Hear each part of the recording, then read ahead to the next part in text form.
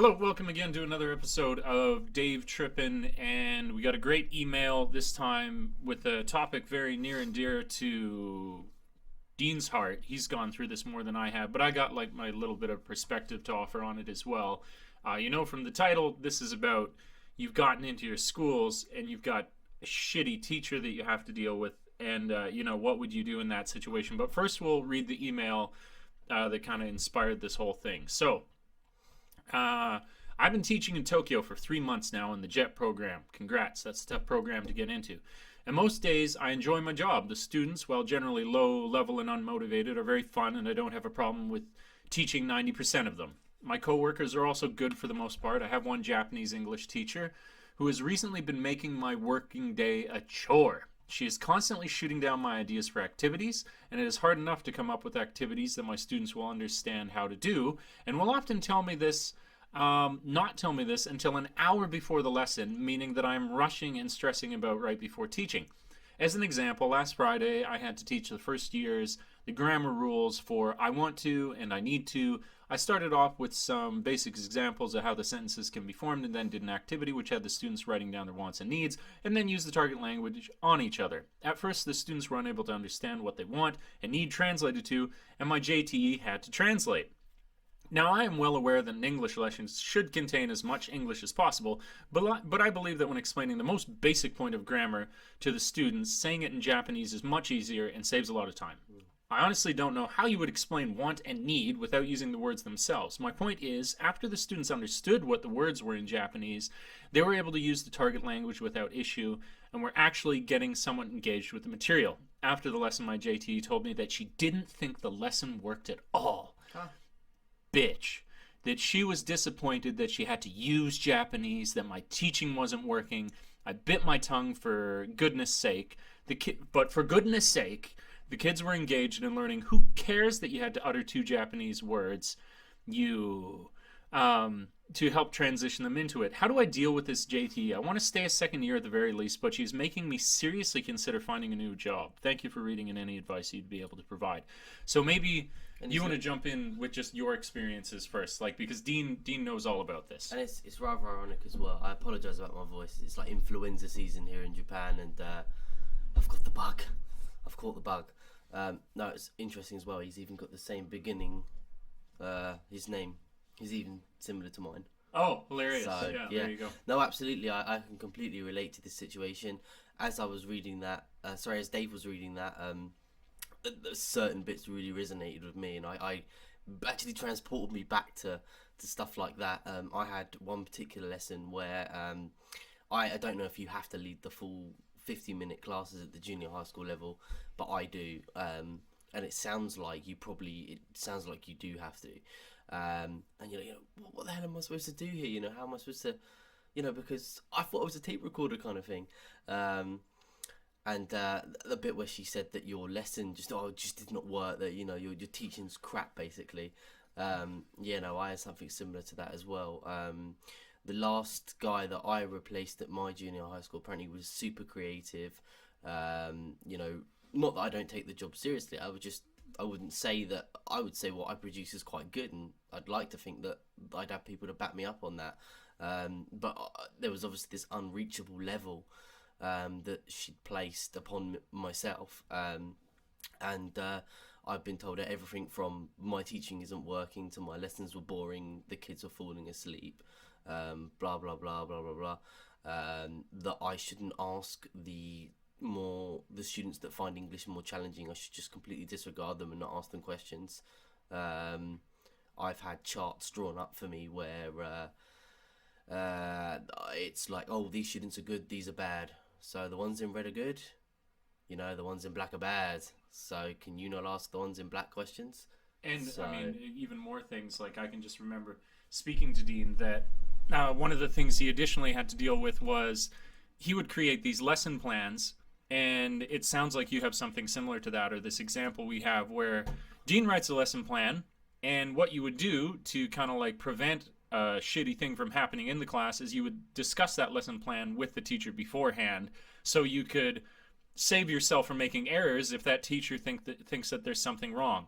They wouldn't even speak to him he would offer it, they would be like, and just kind of like look at the thing and then wave it onwards and then bitch at him after the class. Or during the class.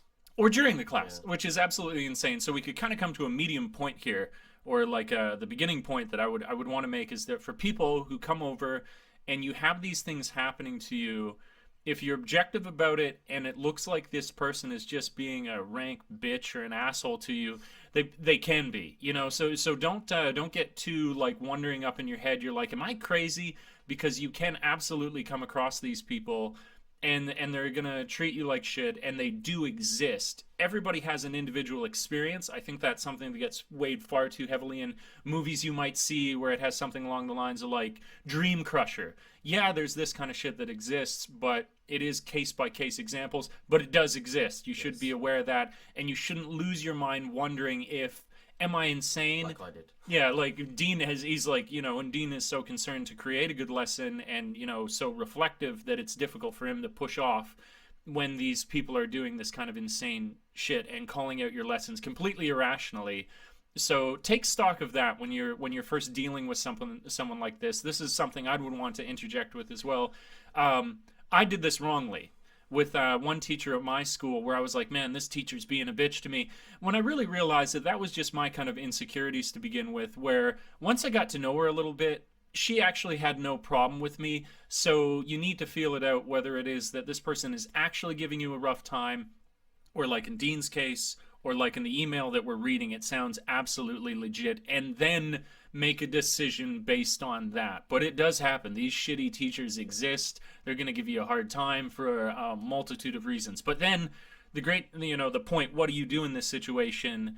That's what we're answering in this. It's not all just doom and gloom. So I'm going to hand it back over to, what did you do, Dean, when you had this happen to you? What have you done? What's happened? Initially, I tried to get the company we work for in, and that kind of came to nothing. They actually agreed with me, which I thought was hilarious, actually, in many ways. They agreed that, yeah, no, this is ridiculous.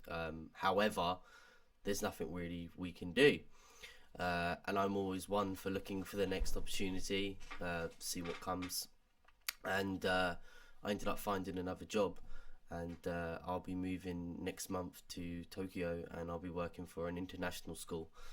So I'm actually going to be leaving my current situation. Now I know it's a little bit different in terms of we're not participants on the JET program. So, and I know through being a participant on that program that once you leave, you can't even request a placement change.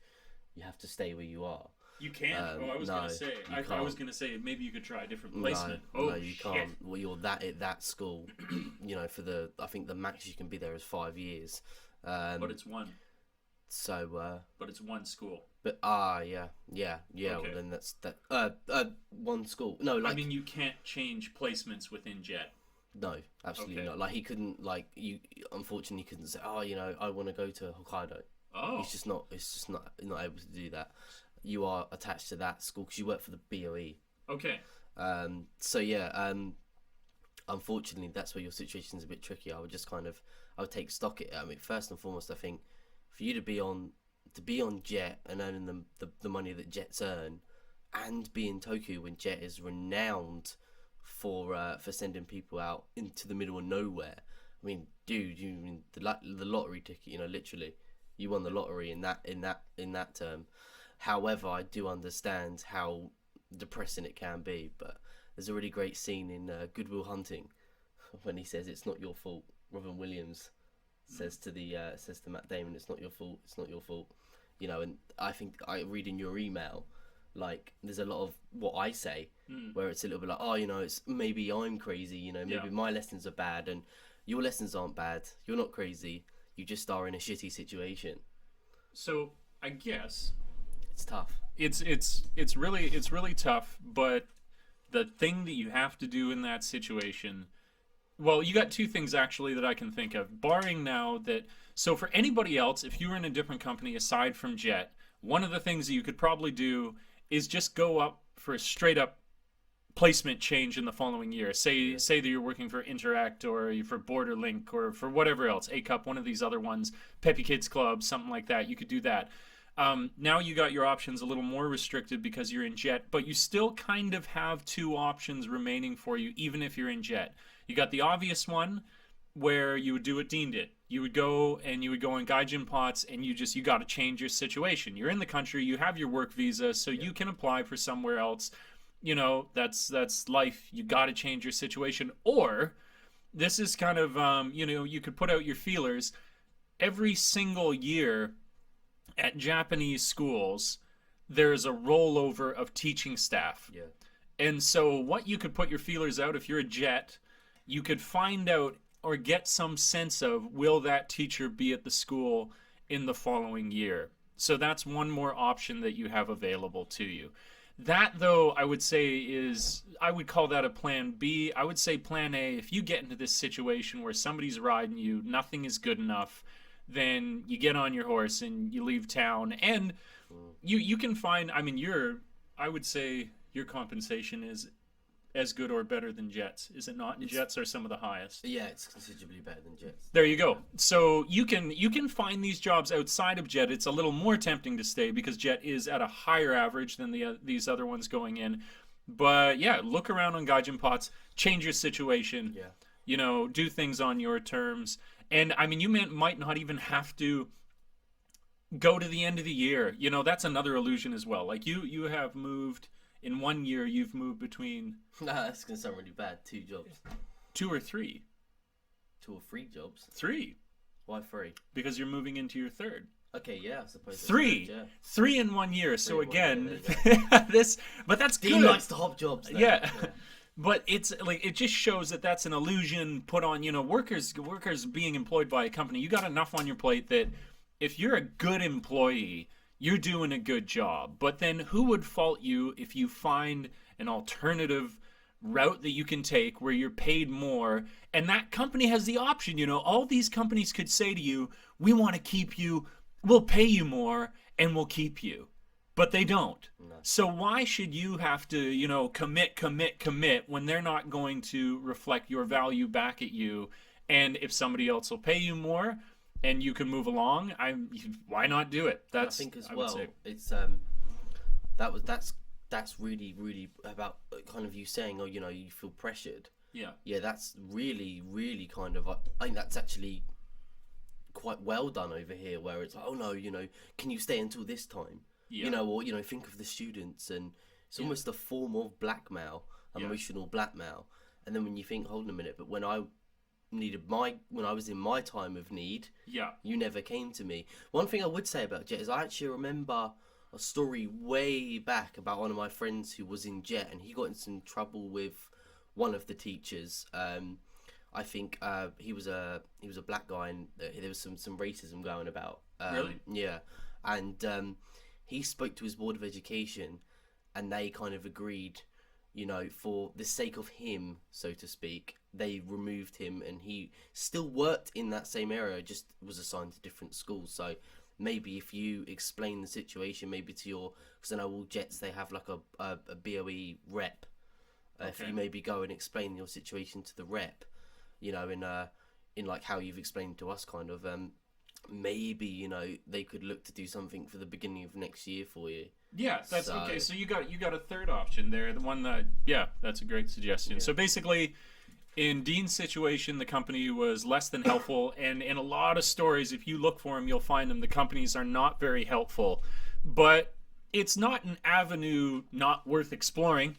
Thinking about it now. So yeah, you could speak to them as well. You could say, look at this. Will you do anything to help me? Barring that, find out if the teacher's going to leave. Barring that, why not always be looking for a better position while you're here? Yeah. You are more employable than you would realize, just even by being in the country and having any ESL teaching experience whatsoever. I think people forget that they control their own destiny. Absolutely. Absolutely. Yeah. Is there anything else you want to add? Not really. Other than I feel for the guy. Yeah, that's tough, man. So, that's why we wanted to make the videos, because we feel for you, because it's a harsh reality. some people, it's overblown and that's all they say is an experience of Japan, when that's not true. But on the other end of it, where it's not all sunshine and rainbows, it does exist. So it's good to have all these different ways to deal with these different situations that can come up while you're over here. Okay, please do like if you like this kind of video. That's the only way that we know if you like this kind of video, is smashing that like button. Please do subscribe if you want to catch more videos on the channel, and we'll catch you again in the next video. Ciao for now. Peace.